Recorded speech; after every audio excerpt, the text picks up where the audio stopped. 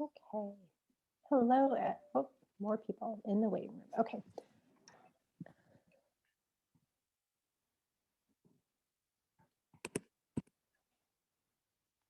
Let's give it just a couple more minutes, and then we will aim to start pretty much on time. I know people are still coming into the waiting room. I'm glad to see all of your faces. Thank you for being here. In terms of the sort of tech format, I have all of you muted. And then in the sort of last half, when we get to an opportunity for questions, I can unmute everyone.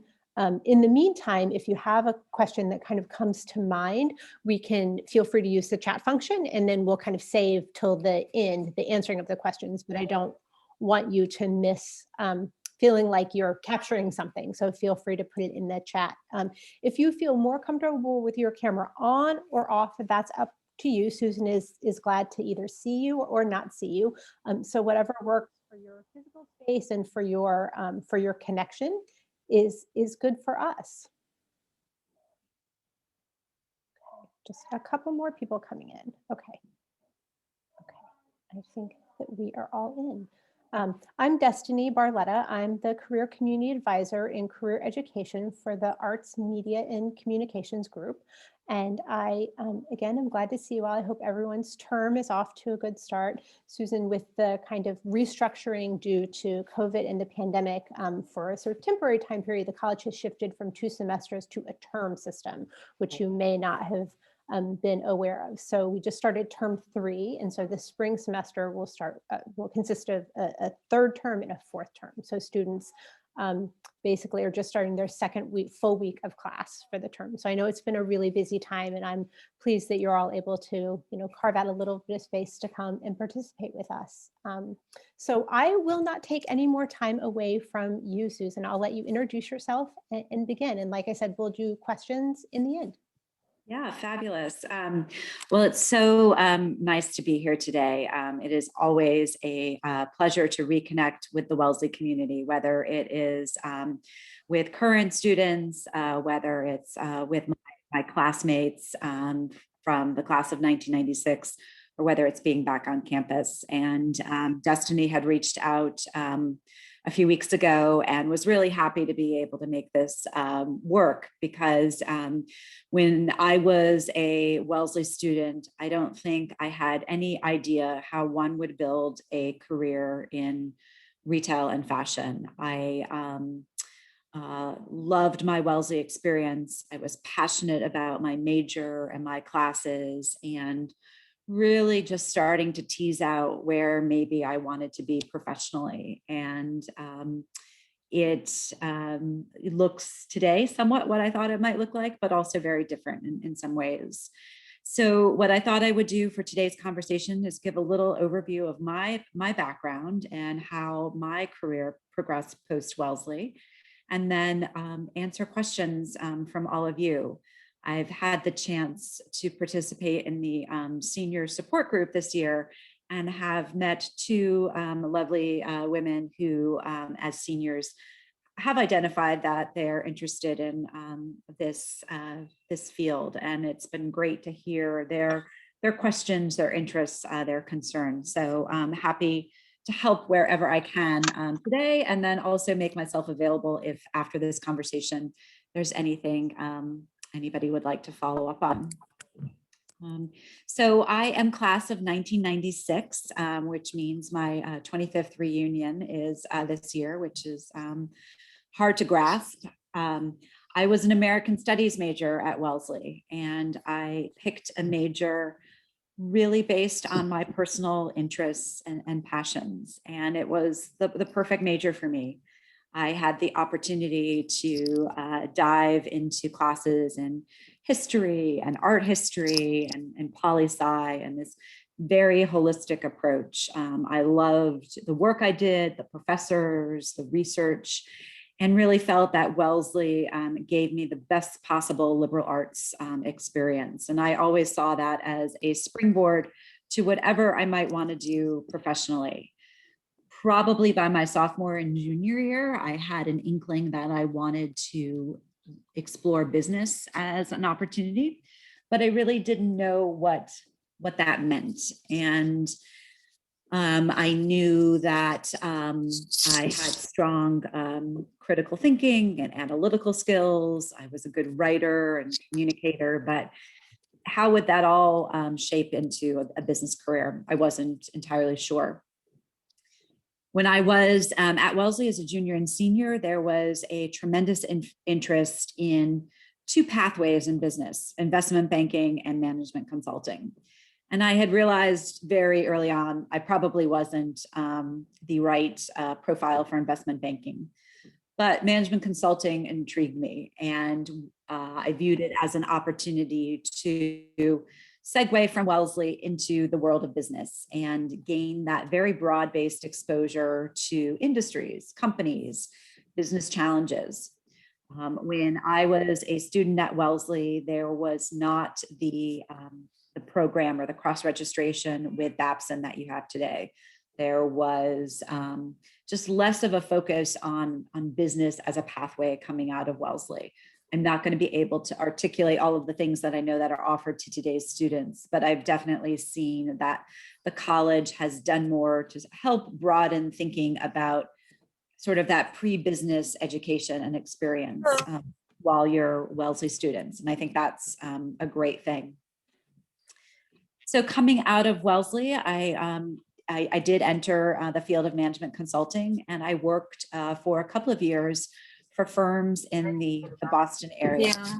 Yeah. None of these consulting firms exist anymore. They were all regional, local players.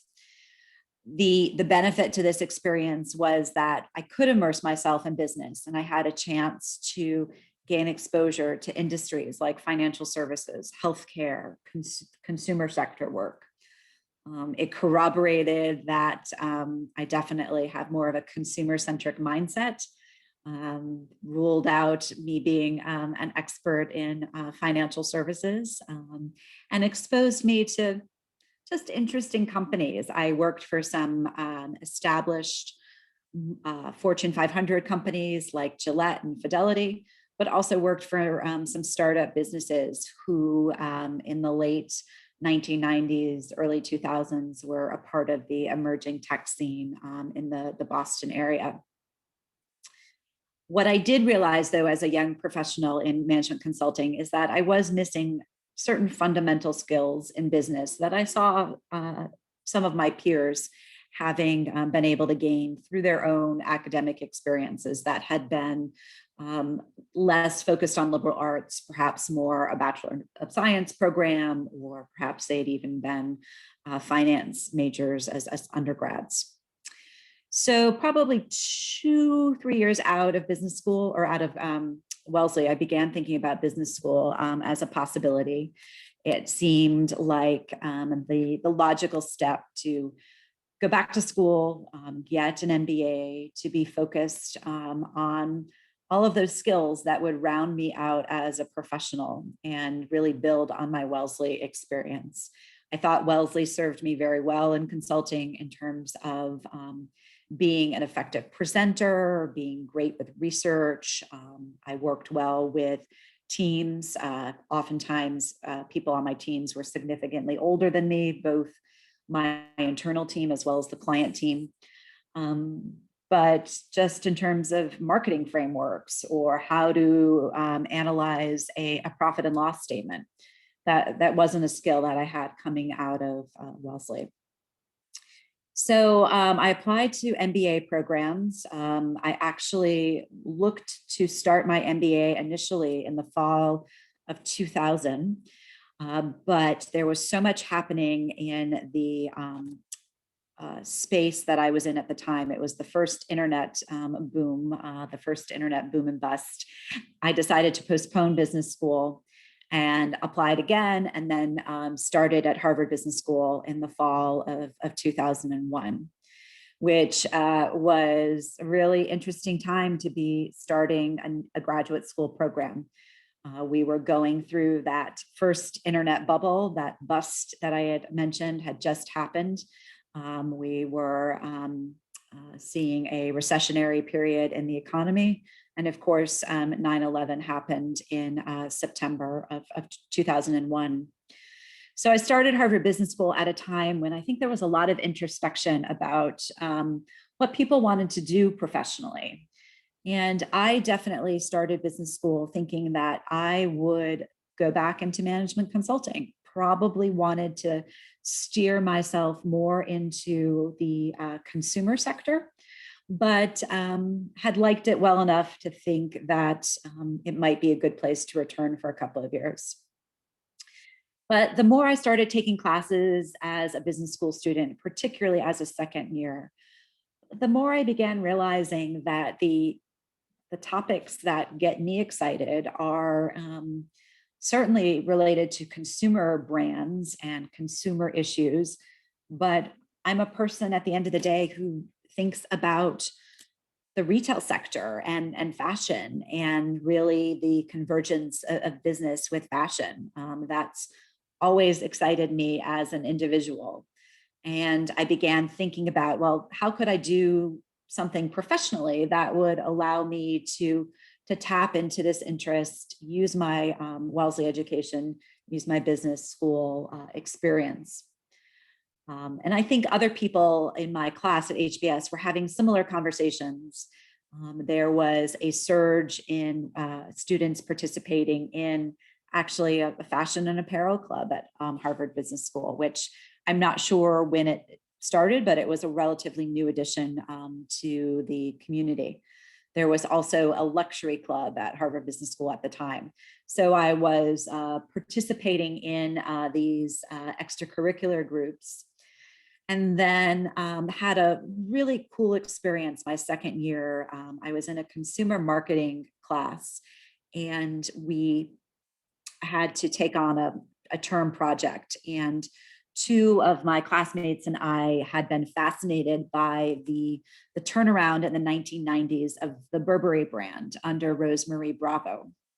So we picked this as our project, and lo and behold, we connected with the team at Burberry, and their senior executive team agreed to interview or let us interview all of them for this project. We started the project one term, and then we got so passionate about it, and we had such a great response from Burberry that we ended up taking the marketing exercise and building out a case study. We worked with a professor and her research associate, looking at how a brand repositions itself after a period of lag, and really what the team under Rosemarie Bravo did to revitalize Burberry and make it so successful.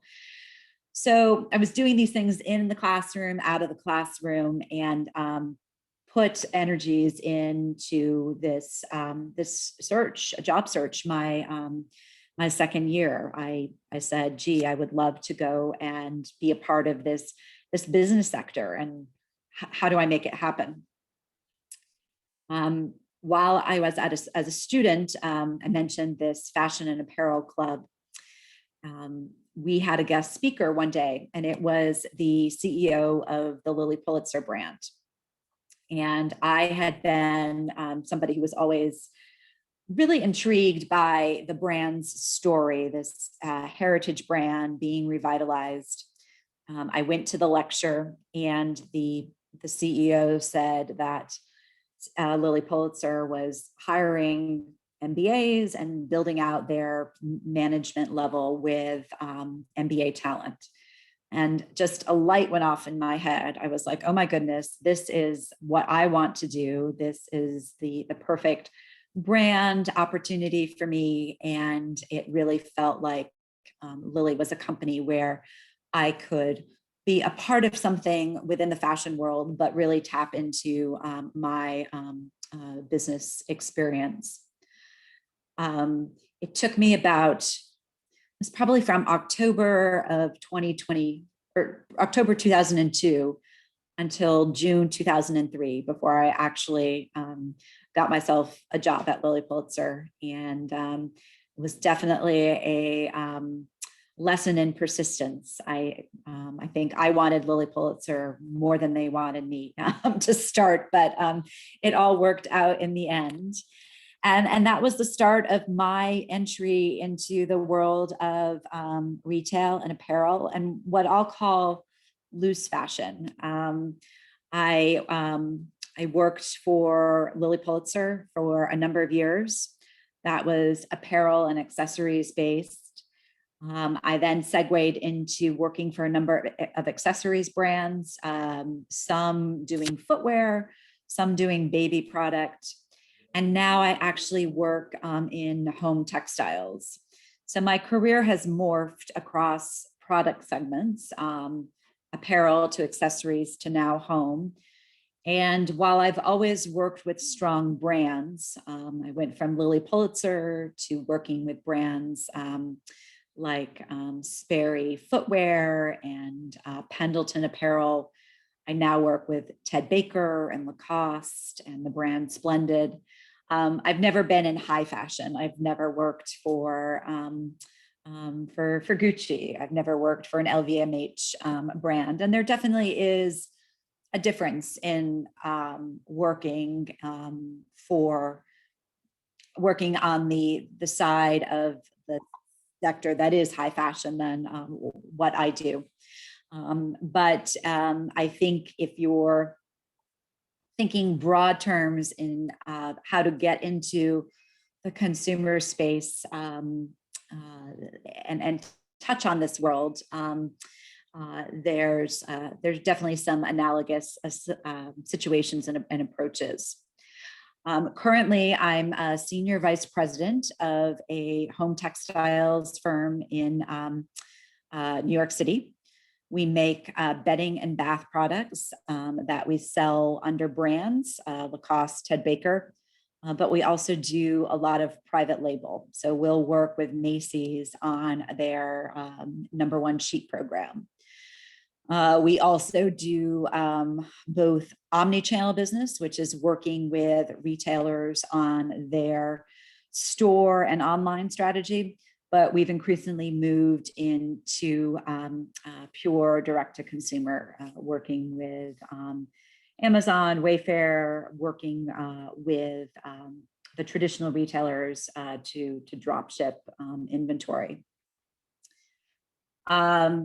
Before I transition and open it up to questions, I'll just comment that the year 2000 was a fascinating, eye-opening, chaotic year for anybody who was in this industry. And when COVID hit, there were some very dark days for my company, for companies in any sort of consumer sector that we've been talking about.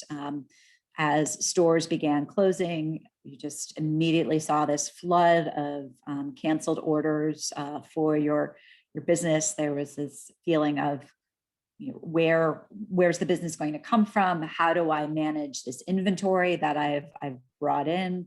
I have to cancel orders with my suppliers. Just the whole commercialization life cycle felt like it collapsed within maybe the course of a week.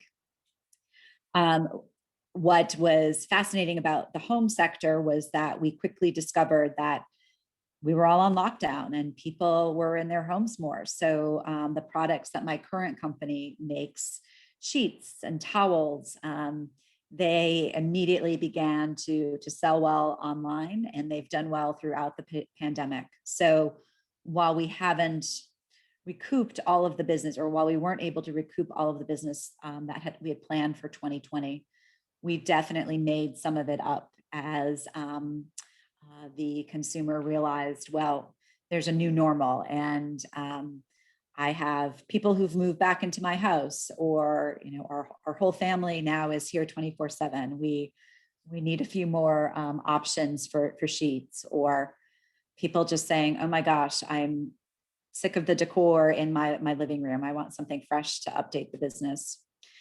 And certainly home has been a leader more so than apparel and accessories as we've started to come out of the recession.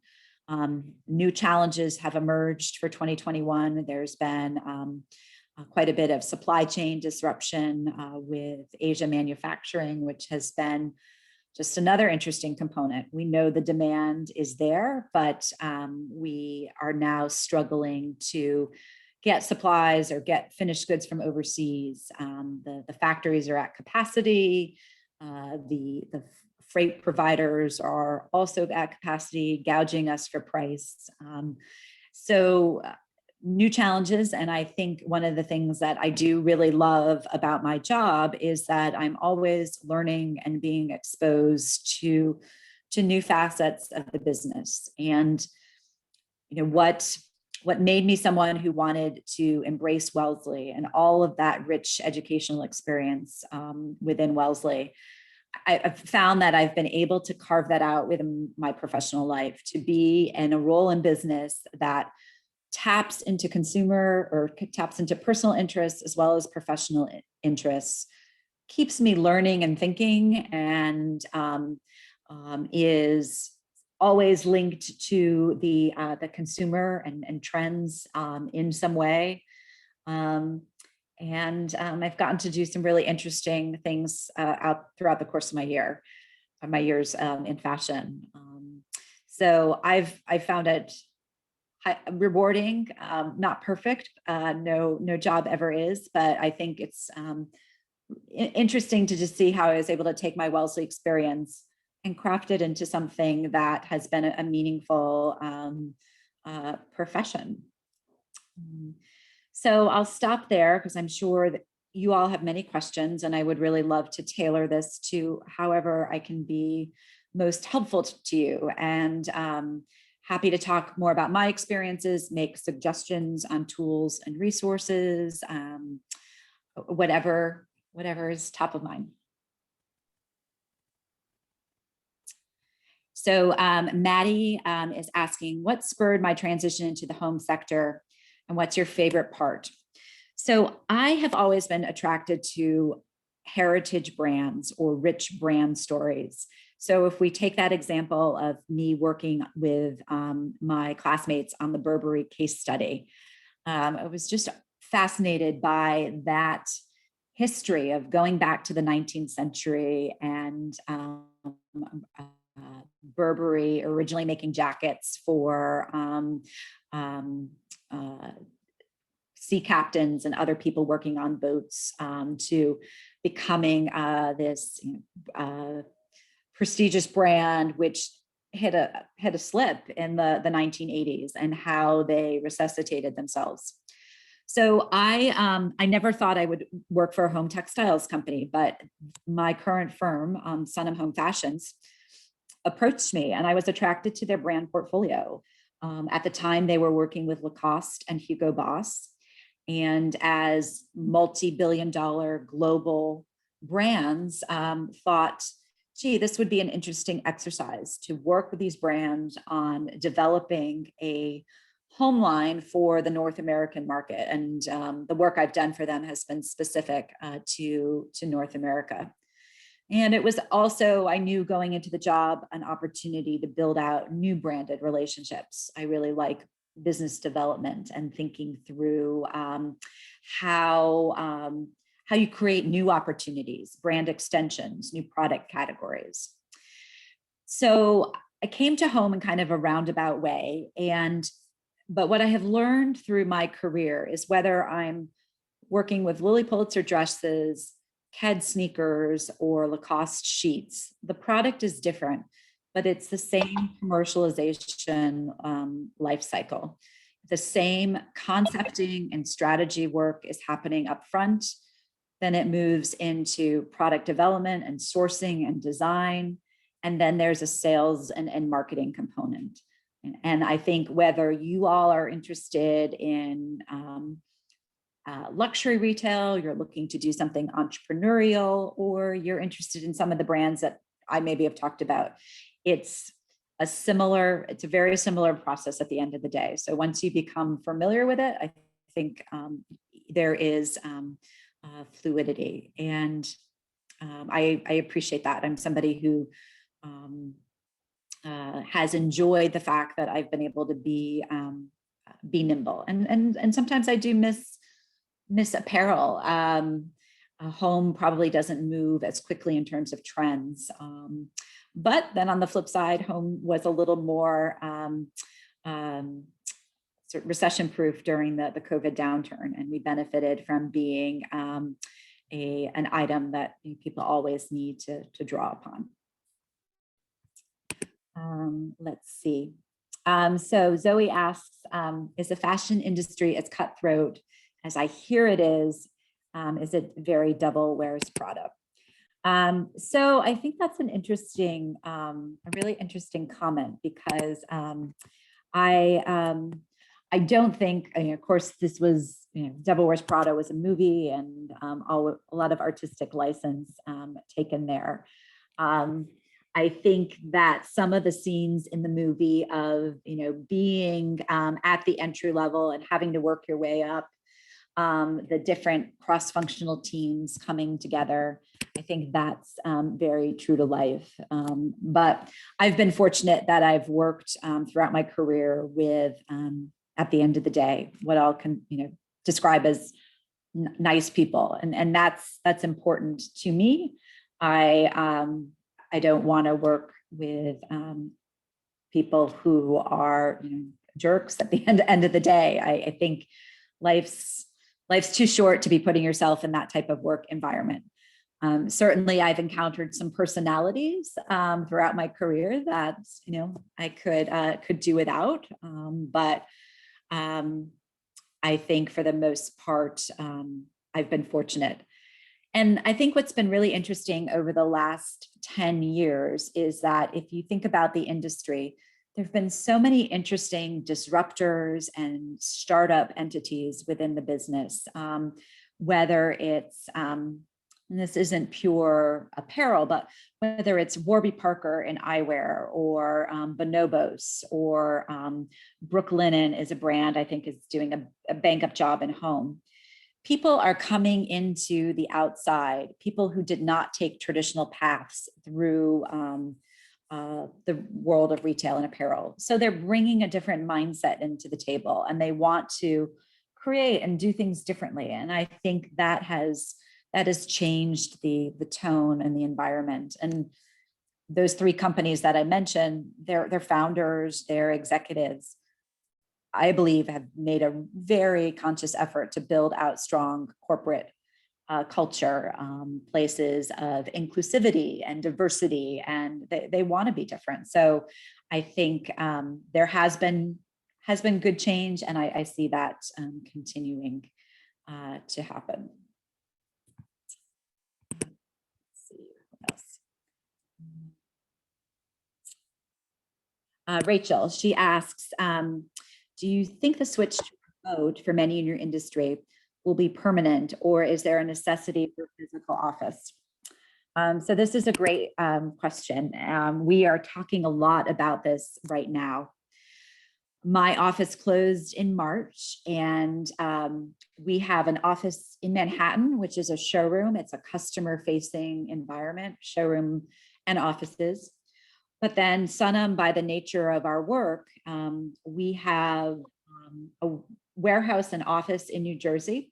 And then we have offices in China, India, and Pakistan. And that office in New Jersey and those three country offices never closed entirely for COVID. Our warehouse needed to stay up and running to ship the retailers, to ship consumers. And our country offices, they had some temporary shutdowns, but they were always quick to reopen, because again, that's the driver of our business.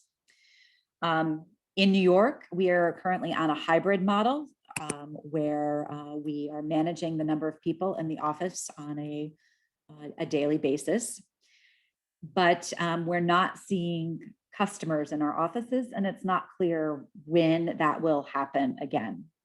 We have market twice a year, and market is essentially us putting together a product presentation, a trend presentation for our retailers. And one of those will happen in March. The next one would be in September. And we're pretty sure September will be a virtual market.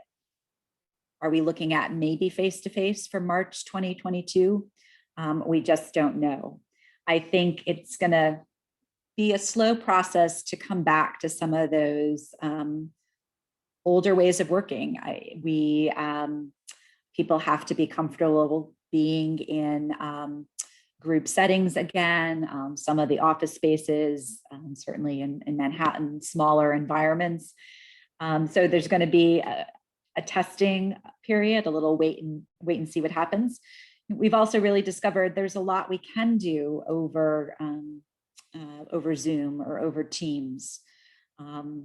What I do think will be different is I think that I, as a professional, won't be getting on a plane as much to travel and see my business partners, whether it's traveling to Kohl's in Milwaukee for a 1-hour meeting, traveling to Nordstrom in Seattle.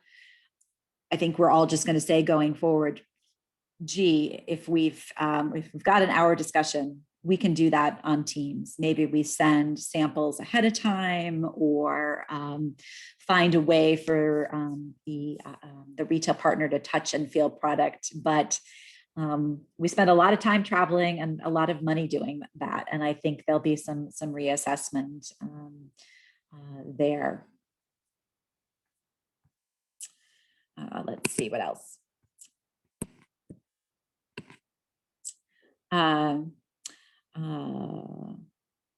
What resources do I use to stay up to date with industry news? So I think Women's Wear Daily is a great resource. It's subscription based. Maybe it's $120 annually. I would hope that Wellesley, the college, has a subscription that students can access, but that is a great resource. I love the website Retail Dive, which is it's the business of retail. It's going to dissect the third quarter earnings reports of Target. It's going to talk about retailers who are expanding, retailers who are closing. It's going to dive into marketing and product. I think it's just a great general overview, and it covers the spectrum from high-end retail to everything in between.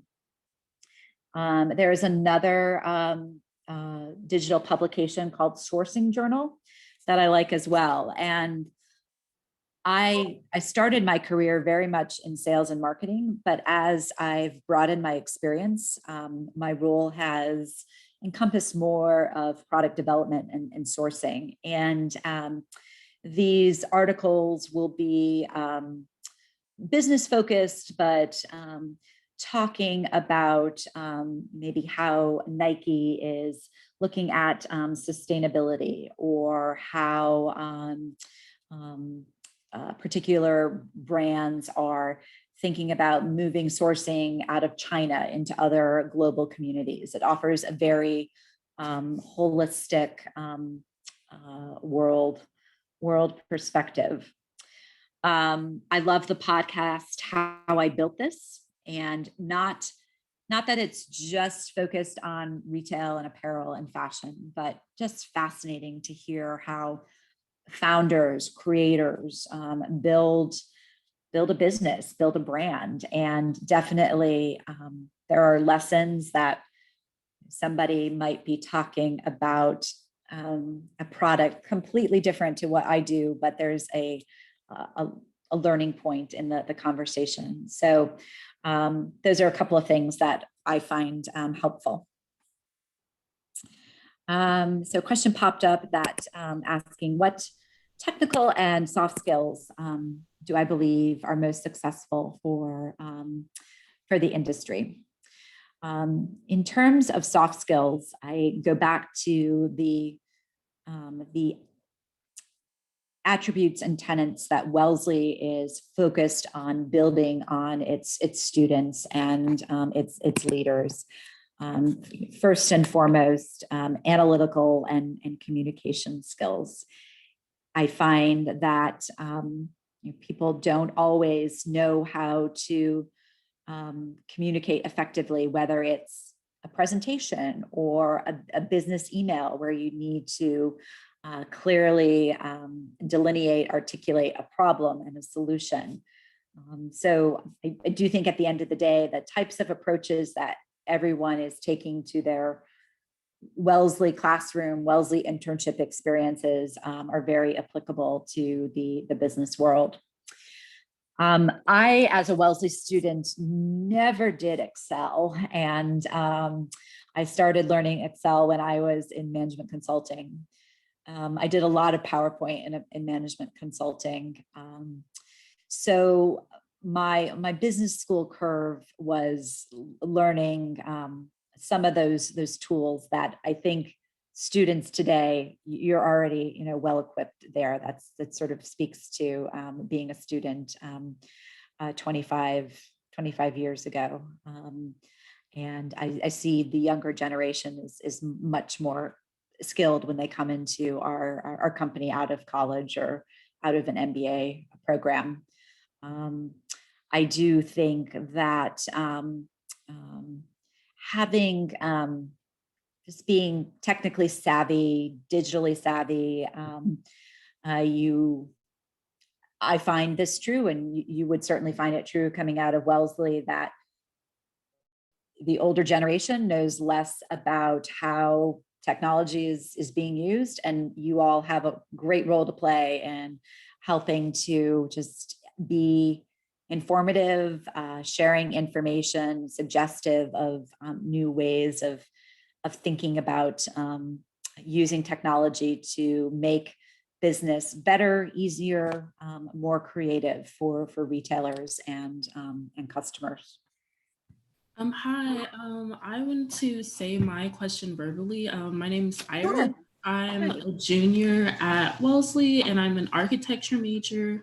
Right now, I've been looking for like different internships in fashion, specifically, not necessarily the business side, but I'm open to doing marketing, but mainly on the creative side. So I guess kind of could you discuss about that experience?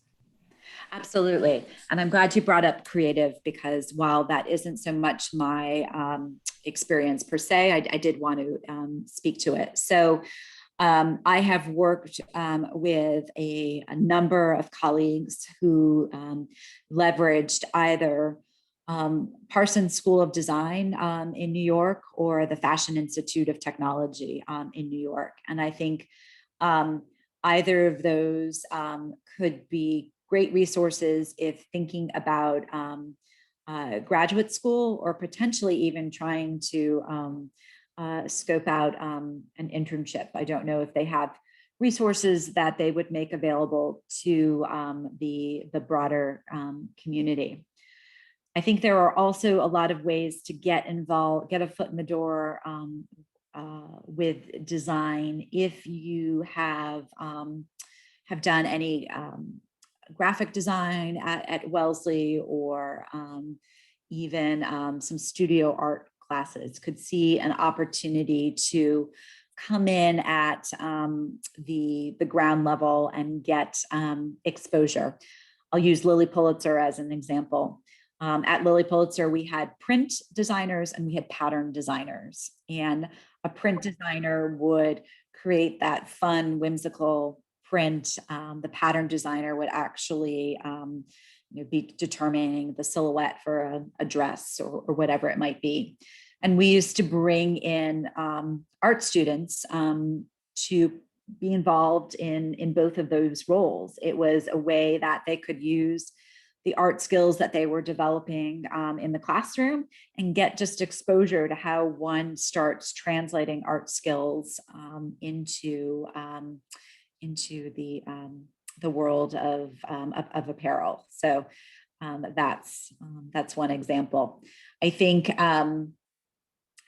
definitely reaching out to companies, brands that you might be interested in, and just positioning that this is your background.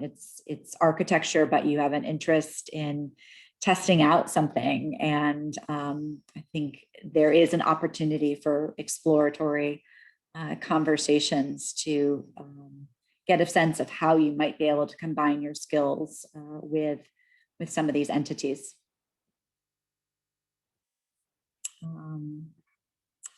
So Madison asks, any advice for graduates who want to start a creative brand with art experience, but not business experience?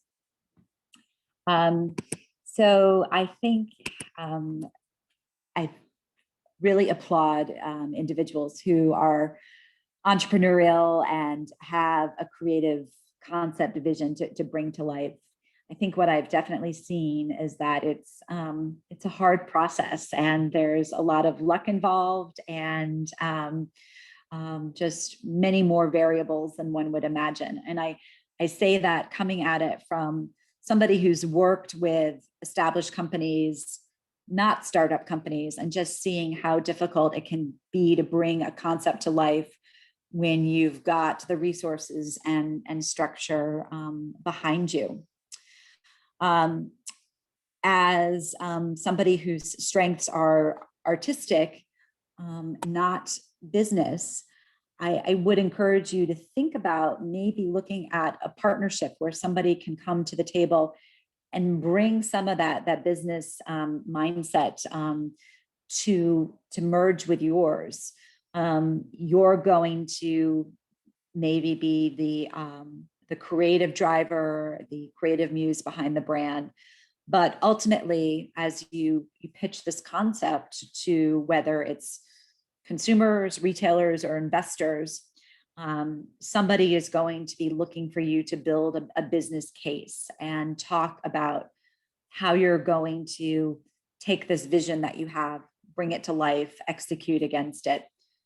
So a partner who does have that complementary skill set, I think could really be helpful to you. I also did something recently, which I was not familiar with as a skills assessment when I was a student at Wellesley, which I think if I had known about it as a Wellesley student, I might have checked it out. So I did something called a Clifton Strengths Assessment, which helps you as an individual identify what your strengths and talents are and where you might either want to work to develop your own skills and talents, or where you might want to seek to partner with somebody who has those strengths. And if I was starting a business, regardless of whether I was the artistic person or the business person coming to the table, I could see an exercise like that as being really helpful. Just being able to say like, okay, I do A, B, and C well, but D, E, and F are not my strengths. And to think about this new venture, whatever the focus might be, I may want to think about how to balance the two out. I was just typing that Wellesley Career Education is a big fan of Clifton Strengths, and all Wellesley students can meet with their college career mentor to take the strengths assessment. And I agree that it can be really helpful kind of throughout the duration of your professional and your personal life as well. Yeah, no, absolutely. That's great to hear. I've kind of been taking questions in various orders here. So let me see what I've missed.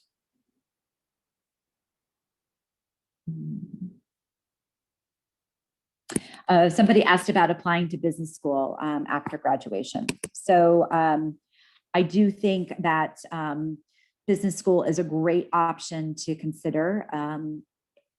It's not the only way to have a career in business. It's not the only way to have a career in fashion, retail, apparel.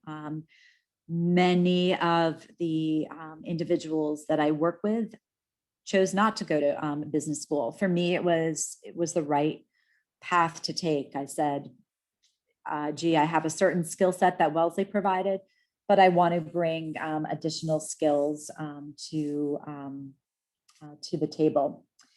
I think that there are so many great business schools in the country, and they do all have a different focus. So you should think about what it is within the world of business that is most appealing to you.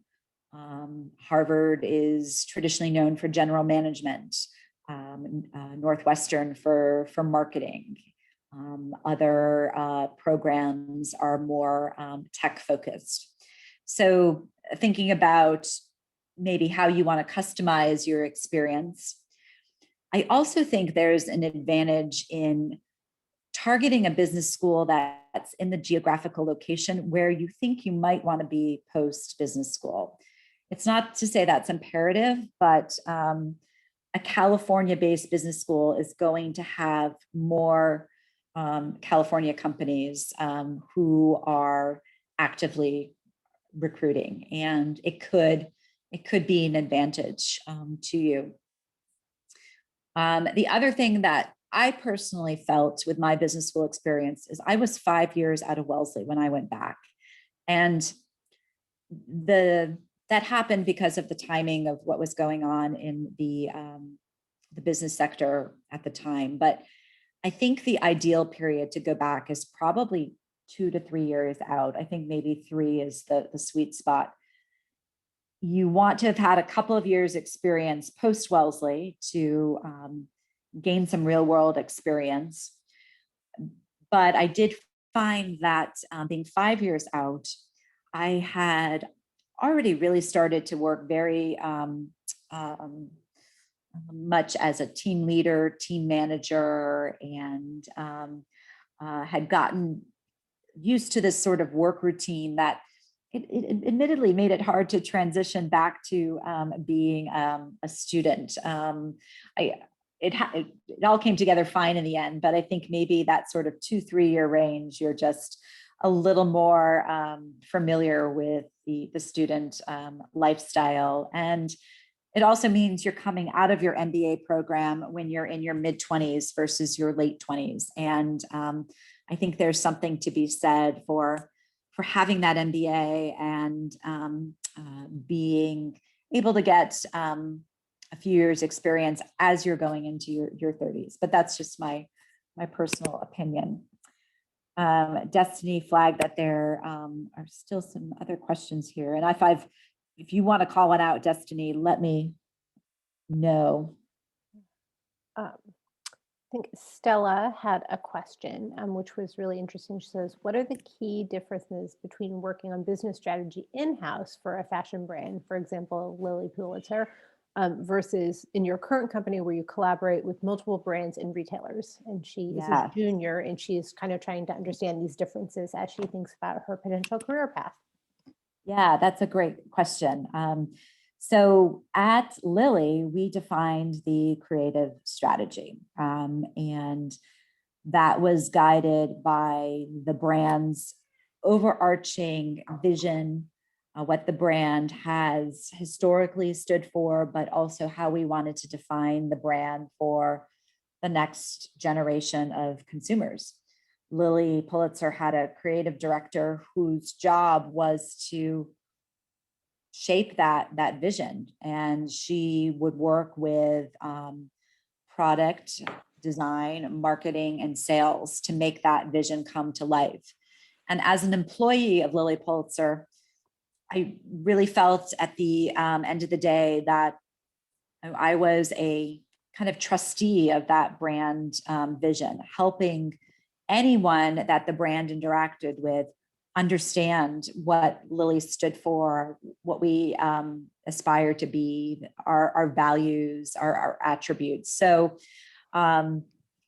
we were the brand owner, and I felt that at the end of the day. In my current job, I am the brand interpreter, so to speak. So Lacoste is their team in Paris is defining the global direction for the brand. And then we work with a team to interpret that direction for home in the North American market. So we're a few steps removed from what that global vision is. And there will always be a little bit of push-pull between us and Lacoste, friendly push-pull, but we, as the interpreter of the brand, we very much feel it's our job to represent trends for the US, the North American consumer, retailer preferences, and speak to what we see happening in this market for this consumer. That's sometimes different than what the global brand believes. And you have to have a dialogue and a conversation and a working relationship about it, and always a little give and take. We were just working on 2022 beach towel designs for Lacoste. And there were a couple of designs that we said, gee, we definitely see what you're trying to do here in terms of pushing fashion for the brand, but these won't work for the US market. And we had a couple of reasons, and some of them we won on, and others we had to acquiesce to Lacoste. So compromise, but I've played both roles, brand owner, brand interpreter, and each has its own nuances. Thank you. So I'm trying to find some of these other questions. So Maddie asked, are there regulations within companies ensuring that all workers, especially those abroad, receive a living wage? So what I have found very interesting about the last, I would say, 5 to 8 years is that global brands are increasingly putting in place a code of ethics, a conduct of ethics that they ask us to follow and adhere to as their partners. This conduct of ethics pertains more broadly to health and safety for workers rather than a living wage, but there is definitely a push, whether I'm talking about Lacoste or Ted Baker or some of the footwear companies that I've worked with, that they want our overseas partners to be adhering to standards of working conditions, standards of health conditions, not employing children. So that is really where there's been a sharpening of oversight, and I think it's good if we, for companies that own their own factories, they are probably working with their overseas offices to implement wage standards, but the relationship that Sunum has with our partners, because we don't own our factories, I don't think Lacoste could offer that jurisdiction. I'm not sure, but they don't currently. But definitely more of a focus on code of conduct, and that's been a recent shift. Sophie asked if I could go back to Wellesley, what classes would I take? So if I could go back to Wellesley, I would take more art history classes. And that's a personal, that's driven by personal interests. And so I just felt that Wellesley offered so many amazing classes, and I draw on all of them, but I find in my personal life, whether I'm traveling for pleasure or I'm spending a Saturday afternoon pre-COVID at a museum in the city, I'm doing a lot of things that tap into the art world. And I wish that I knew more about art. And I had wonderful resources at Wellesley. I wish I could have taken more classes, and maybe some of that would have tied into some of what I was doing. I don't know. On the whole, though, I'm really happy with how I did craft my Wellesley experience. I went in saying I wanted to be an American Studies major. I have absolutely no regrets, and I hope that Wellesley will still allow alums to come back and audit classes when I have the time in my life to do that, because I would really love the chance to be in the classroom environment again. I think there was only one final question that we didn't get to, which is just that, did you have an internship experience or experiences when you were at Wellesley that you felt was impactful to how your career kind of has evolved? Yeah. So interestingly, I didn't have any true business internships when I was a Wellesley student. I think that was a little bit due to being a student in the mid-90s and Wellesley still just kind of dipping a toe in the business water with opportunities for students who wanted to be pre-business. I just remember feeling like there weren't a lot of options. Maybe saw friends who at the time wanted to go to law school, or I had a friend who wanted, who was contemplating journalism, felt that it was maybe easier for them to tee up internship opportunities. But reinforcing the communication skills that I think are so valuable to me as a professional.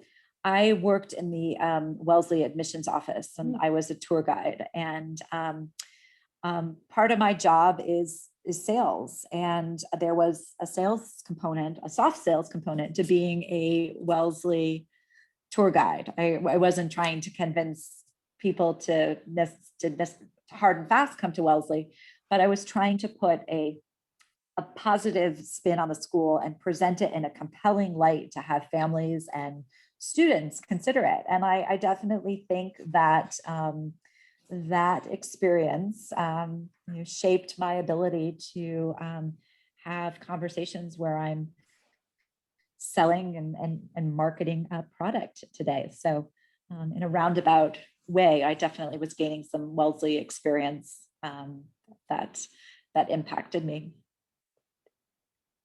Excellent. Well, Yeah. we are right at 5 o'clock, so that was perfect timing. Are there any final questions that people have that are just feel really important? I appreciate everybody's questions. I hope that this was helpful, and I wish there could be a second part where you could all chat with me about what you're working on and things that are of interest to you, because in my senior support group, that's been really fascinating to hear. And I believe Destiny's shared my information. If not, it's available in the directory, and please reach out if there's something specific that I can assist with. And I wish you all the best of luck, and truly soak up the Wellesley experiences and opportunities. Excellent. Thank you to everyone. You definitely can find Susan both in the Hive and on LinkedIn. Yes. So connect with her in those places. And thank you all for your great questions and for being a part of this. I appreciate seeing you all. Yes, Great. all great. Thank you, everybody. Have Thank a good you. rest of the Okay. week. Bye-bye. Thanks, Destiny. You're very welcome. Thank you. This was great. I can just send a little email just to follow up. Yeah, perfect. Awesome. And if you're ever looking to do another business one, I certainly have friends who, do different things in business, but could, I'm sure, share some equally interesting stories. Yeah. The question around kind of resources that you use was so helpful. And I actually, clearly this will be available in terms of it being recorded, but I can also